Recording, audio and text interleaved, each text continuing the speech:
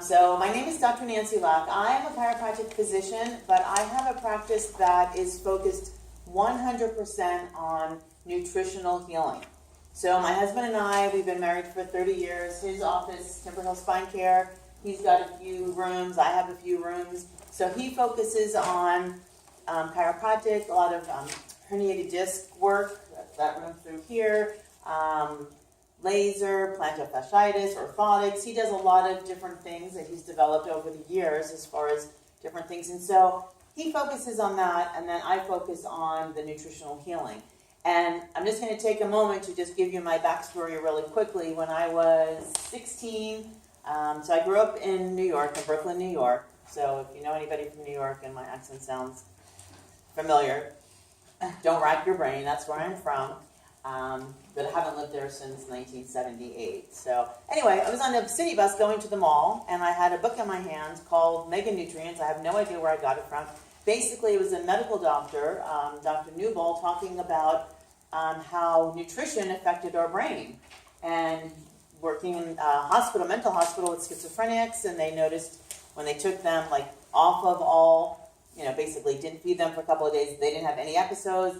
And as soon as they gave them their little allowance, and maybe they went down the hall and got a candy bar or something, oftentimes they went into a schizophrenic type of episode. And sometimes it was even a healthy food. So this book was written in the 50s or 60s. Healthy food like wheat, and they would go into some sort of...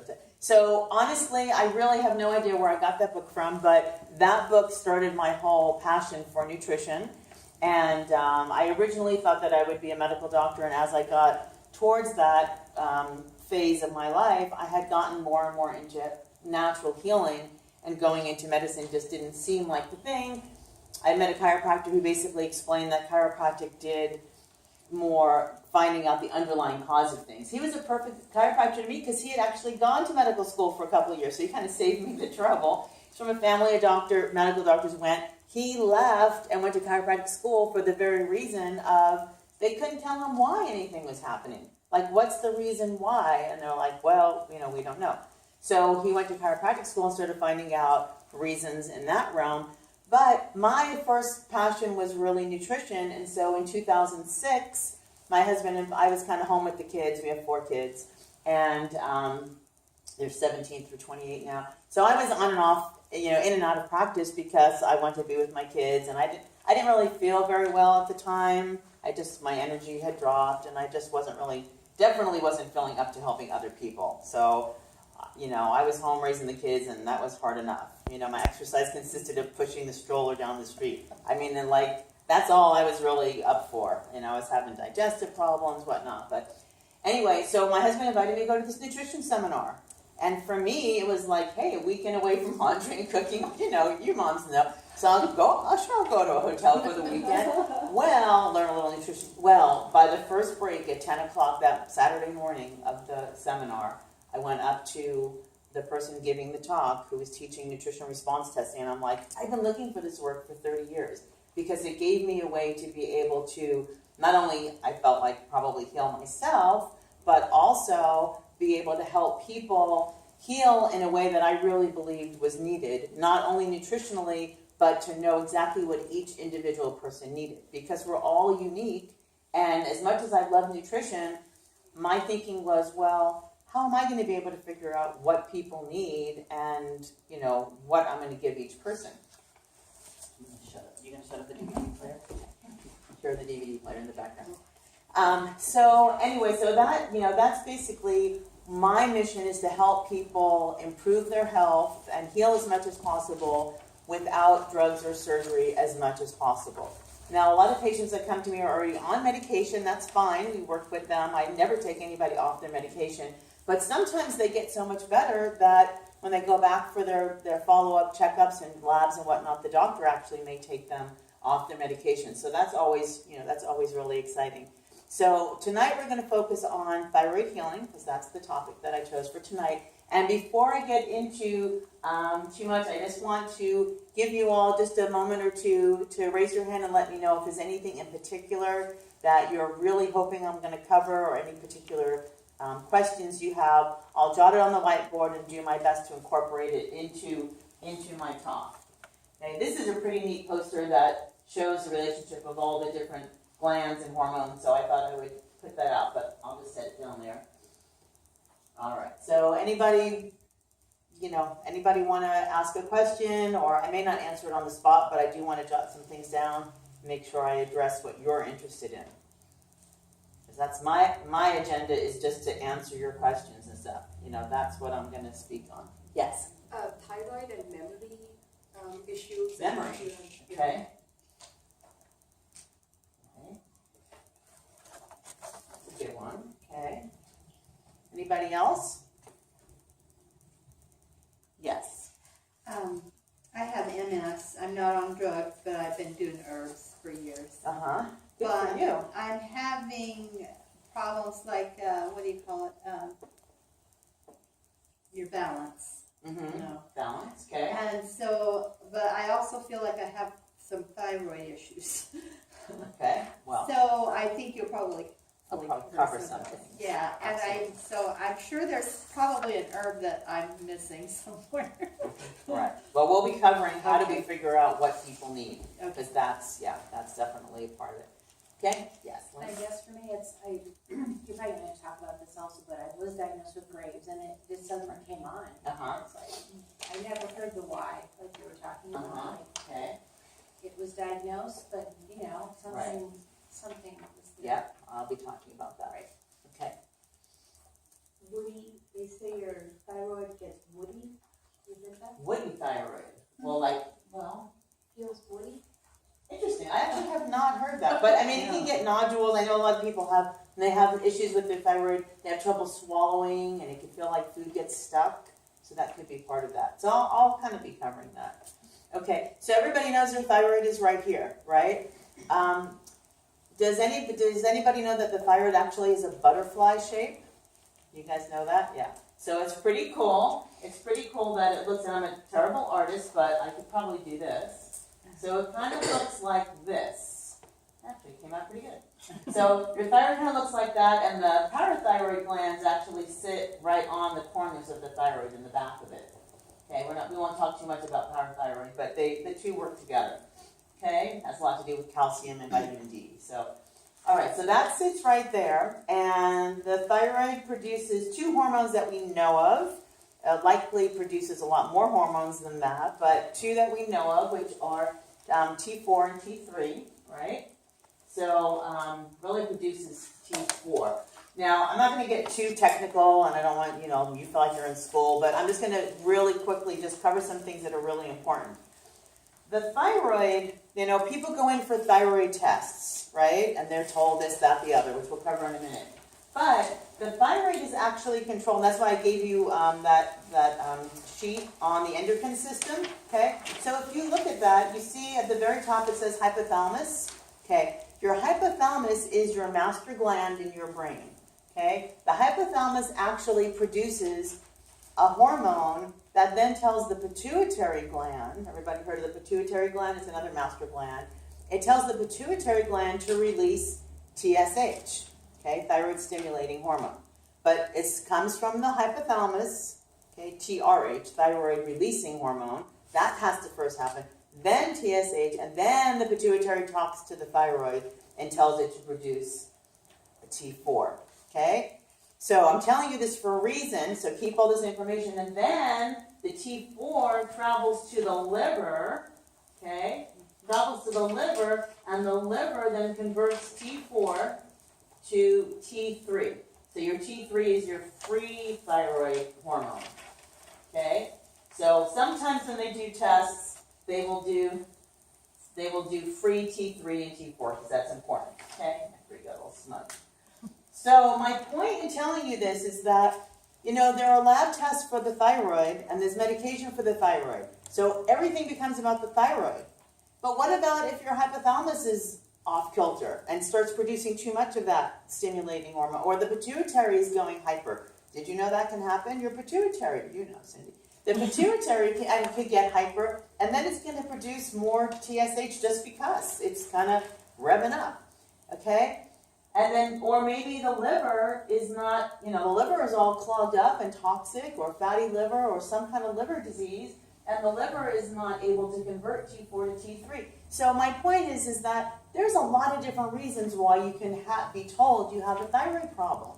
But maybe it's not really your thyroid's fault after all, but it's like being blamed for everything, the poor gland, right? Because, I think part of it is because, again, we do have medical tests for thyroid in the T4, T3, and then there's also medication for thyroid. So we'll just, then we just look at thyroid. So in my practice, we look at, well, what's actually causing the problem? Which organ and which gland is it? And in a little bit, I'll be showing you how I do that. So there's a whole feedback mechanism. There's a whole feedback mechanism that goes on with this chart that with these glands, so that it can, too much of that causes this. So thyroid stimulating hormone, they say when that's too high, that's not a good thing, because that means your body is just trying to stimulate your thyroid. There must be something wrong with your thyroid. Okay? So if that number's too high, there's too much stimulating, and that could indicate that there's something wrong with your thyroid. But now you guys are now so smart that now you know, but it could be all kinds of things. Okay? You all do have pens in your bags, by the way. Oh. Yeah. Did you get a bag? In the back. Did you get a bag? You've got stuff you need. Okay. Yes. So, just to clarify, you're now identifying several different components, and medical practice, common practice is we're only looking at the thyroid. Pretty much. Yeah. So that's what's really exciting about natural healing when we this is just basic physiology. If you look in any physiology or you go online and read about it, it's going to talk about all this. This is not something I'm making up. This is just physiology. So we want to look at everything going on with the body. Okay. So we're going to now go to this. I didn't want to put it on earlier because it's too many words. Okay. So in my practice, there's two things that I always find with every patient. Okay. They're either going to have one or more organs that are not functioning optimally, so some sort of organ dysfunction, okay? Doesn't even have to be a disease. It's just not functioning quite right. And or some nutritional deficiencies, okay? So we probably could all agree that most of us, especially those of us in the United States, because of all sorts of reasons, have some nutritional deficiencies, right? We all agree to that?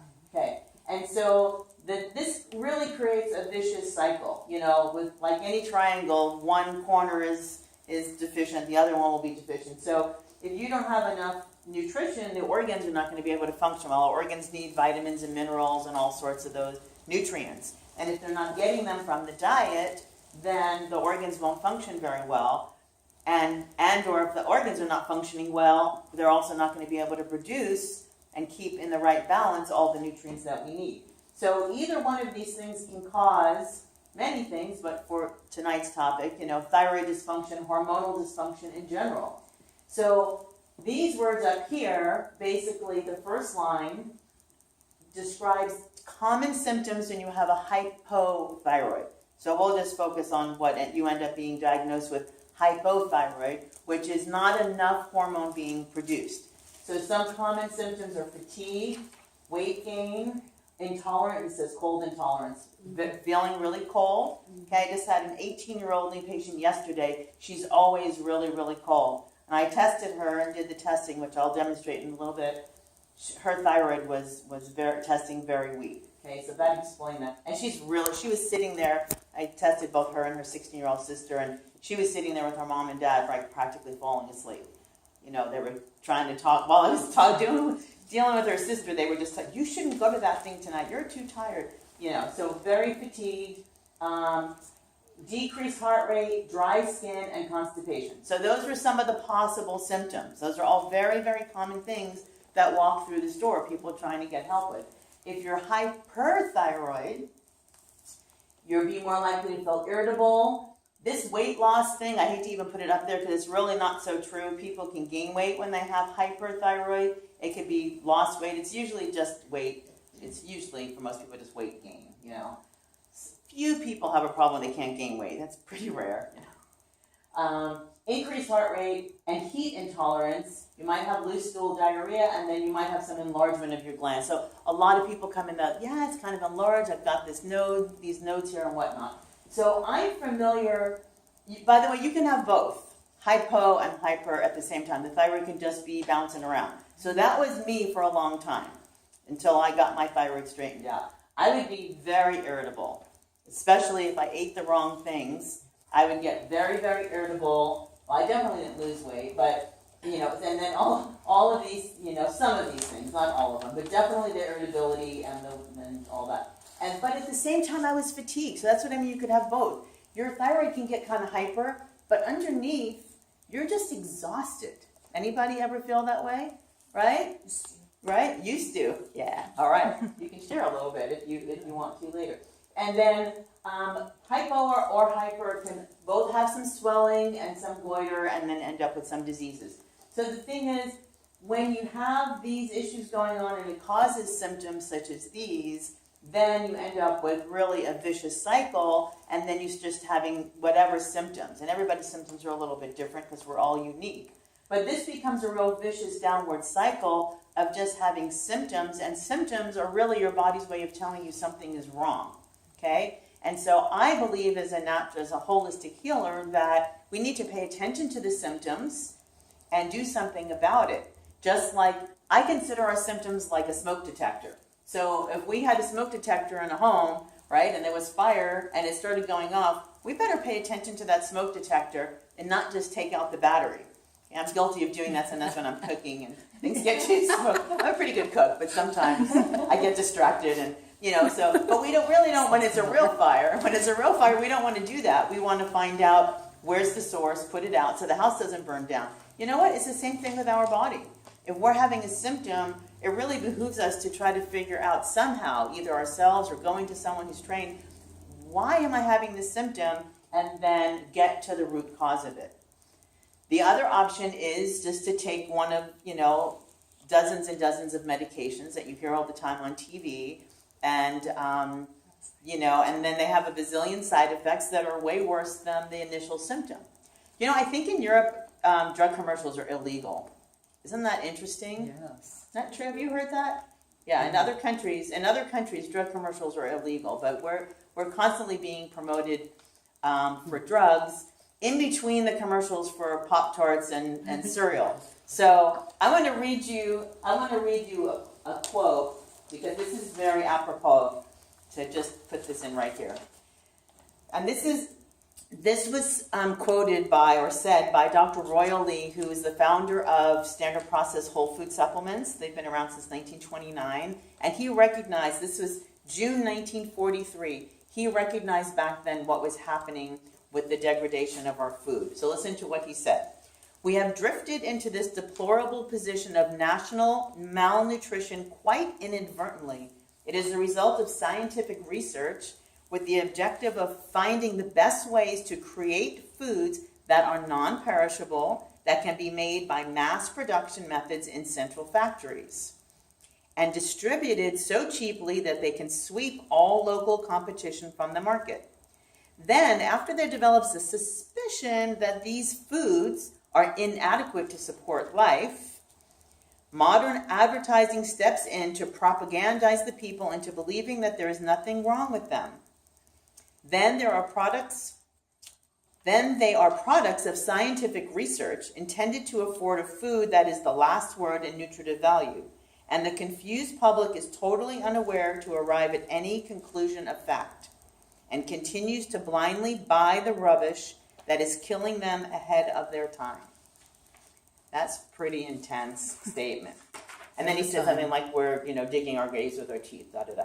So fortunately, that's pretty, sums it up. Fortunately, where we live here in Corvallis, Oregon, we have access to a lot of really great food, don't you think? I get local produce from Sunbow out in Philomath. They've been organic farms since like 1979. And we have the farmers market. There's lots, Denison Farms, there's lots of great. So we're really, really fortunate. A lot of people that live in the middle of the country especially, it's slim pickings, and the health there, is really bad. So it really comes down to feeding our body really what it needs. Let me take a quick break from talking. I'll give you a quick break from listening. In your bags, in your little information bags, You each got a pink piece of paper, and that is called a sugar quiz. And I'm not going to collect these. It's pink, not purple. So it's a light pink. If you don't have it, raise your hand and we'll get you one. But everybody should have one. Yeah, let me show them, Cindy. Okay, and even if you've taken this before, make sure you all have a bag and you have one of these, and there's a pen inside. This is just a simple true or false. Just answer it as best as you can. We'll just take, 2 minutes and just check true or false, and when you're done, just look up and we'll tie this into what we're talking about.